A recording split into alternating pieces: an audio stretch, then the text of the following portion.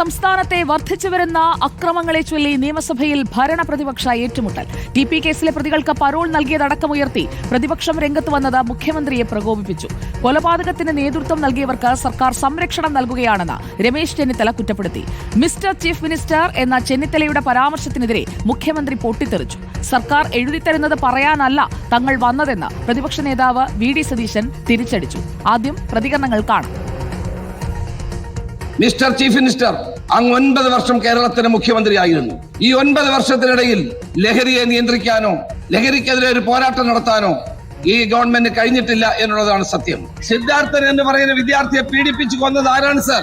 ബഹുമാനപ്പെട്ട മുഖ്യമന്ത്രി അന്ന് അങ്ങ് SFIയുടെ സമ്മേളനത്തിൽ അങ്ങ് പോയപ്പോൾ അങ്ങ് പറഞ്ഞു, ഇതുപോലെ നിങ്ങൾ തുടർന്നാൽ മതി, ഒരു മാറ്റം ഉണ്ടാകണ്ട എന്നങ്ങ് പറഞ്ഞു. അക്രമ സംഭവങ്ങൾക്ക് നേതൃത്വം കൊടുക്കുന്ന ആളുകൾക്കെതിരായി അങ്ങക്കൊരു വാക്ക് പറയാമായിരുന്നു.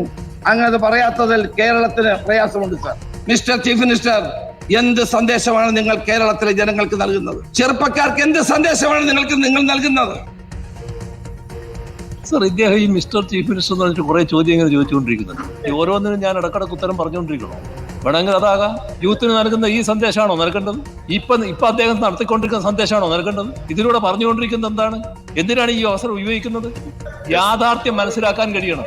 ഇന്ന് നാട് നേരിടുന്ന പ്രശ്നം എന്താണെന്ന് മനസ്സിലാക്കാൻ കഴിയണം. ഇടക്കിടക്ക് മിസ്റ്റർ ചീഫ് മിനിസ്റ്റർ എന്ന് പറഞ്ഞൊരു ചോദ്യം ചോദിച്ചാൽ മാത്രം പോരാ. നാടിന്റെ പ്രശ്നം എന്താണെന്ന് മനസ്സിലാക്കാനാവണം. അടിയന്തര പ്രമേയം ഇവിടെ അവതരിപ്പിക്കുന്നത് ഈ വിഷയങ്ങളെ സമഗ്രമായ രീതിയിൽ ഇവിടെ അവതരിപ്പിക്കുന്നതിന് വേണ്ടിയിട്ടാണ്. അത് മുഖ്യമന്ത്രി അടക്കമുള്ള അധികാരത്തിലിരിക്കുകയാണ്. നിങ്ങളാണ് കേരളത്തിന്റെ മുഖ്യമന്ത്രി, നിങ്ങളാണ് കേരളത്തിന്റെ ആഭ്യന്തര വകുപ്പിന്റെ ചുമതലയുള്ളയാൾ. നിങ്ങളെ കുറ്റപ്പെടുത്തും. അതിനെന്തിനാണ് അങ്ങ് ഇത്ര അസഹിഷ്ണുത കാണിക്കുന്നത്? അങ്ങേ കുറ്റപ്പെടുത്തും. ഇങ്ങനെ പറഞ്ഞിട്ട് കാര്യമില്ല. എഴുതി തരുന്നത് പോലെ പ്രസംഗിക്കാനല്ല ഞങ്ങൾ ഇങ്ങോട്ട് വരുന്നത്. മിസ്റ്റർ ചീഫ് മിനിസ്റ്റർ എന്നാണ് വിളിച്ചത്, അല്ലാതെ മോശം പേരൊന്നും അല്ല വിളിച്ചത്. നിയമസഭയിൽ അടിയന്തര പ്രമേയ ചർച്ച തുടരുകയാണ്. R. റോഷിപാൽ നമുക്കൊപ്പം. R. Roshipal, mister chief minister എന്ന് ഇതുവരെയുള്ള സഭാ സമ്മേളനത്തിലൊക്കെ ഇങ്ങനെ ആർജവത്തോടെ പ്രതിപക്ഷ നേതാവ് വിളിക്കുന്നത് നമ്മളും കേട്ടിട്ടില്ല. മുഖ്യമന്ത്രിയെ വളരെ പ്രകോപിതനാക്കിയ അഭിസംബോധന എന്ന് വേണം കരുതാൻ. എന്താണ് ഇന്ന് സഭയിൽ നടന്നത് വിവിധ വിഷയങ്ങളിൽ?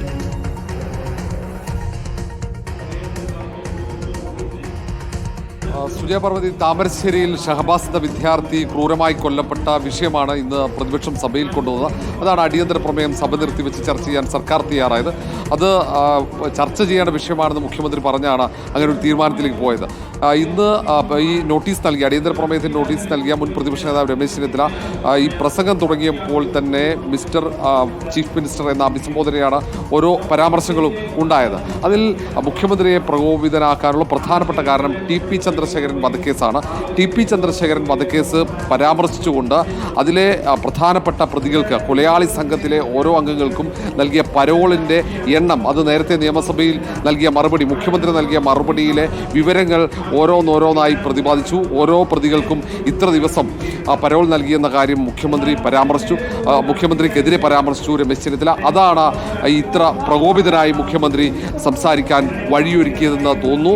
മാത്രവുമല്ല, പെരിയ കേസും സിദ്ധാർത്ഥന്റെ മരണവും അടക്കം, അതിൽ SFIയുടെ പങ്കാളിത്തമടക്കം രമേശ് ചെന്നിത്തല പരാമർശിച്ചു. ഈ സമയത്ത് ഭരണപക്ഷത്തു നിന്നും ബഹളമുണ്ടാകുന്ന സാഹചര്യമുണ്ടായി. ഏതായാലും മിസ്റ്റർ ചീഫ് മിനിസ്റ്റർ എന്ന് പറഞ്ഞതാണ് ഇങ്ങനെ പ്രതികരിക്കാൻ കാരണമെന്ന് മുഖ്യമന്ത്രി ചൂണ്ടിക്കാണിച്ചെങ്കിലും TP ചന്ദ്രശേഖരൻ കൊലപാതക കേസിനെ കുറിച്ച് രമേശ് ചെന്നിത്തല പറഞ്ഞതാണ് പ്രകോപിപ്പിക്കാൻ പ്രധാനപ്പെട്ട കാരണമെന്ന് മനസ്സിലാക്കുന്നു. അതിന് പിന്നാലെയാണ് സഭയിൽ ഭരണപ്രതിപക്ഷങ്ങൾ തമ്മിൽ വാക്കേറ്റമുണ്ടായത്. പിന്നീട് സ്പീക്കർ ഇടപെടുകയും ചെയ്തു. വിഷയത്തിലൂന്നി സംസാരിക്കണമെന്ന ആവശ്യം സ്പീക്കർ ഉയർത്തി. അതേസമയം പാർലമെന്ററി കാര്യമന്ത്രി MB രാജേഷും അതിനൊപ്പം നിയമമന്ത്രി P രാജീവും വിഷയത്തിൽ ഇടപെട്ട് പ്രതിപക്ഷത്തിനെതിരെയുള്ള രാഷ്ട്രീയ ആരോപണങ്ങൾ ഉയർത്തുകയും ചെയ്തു.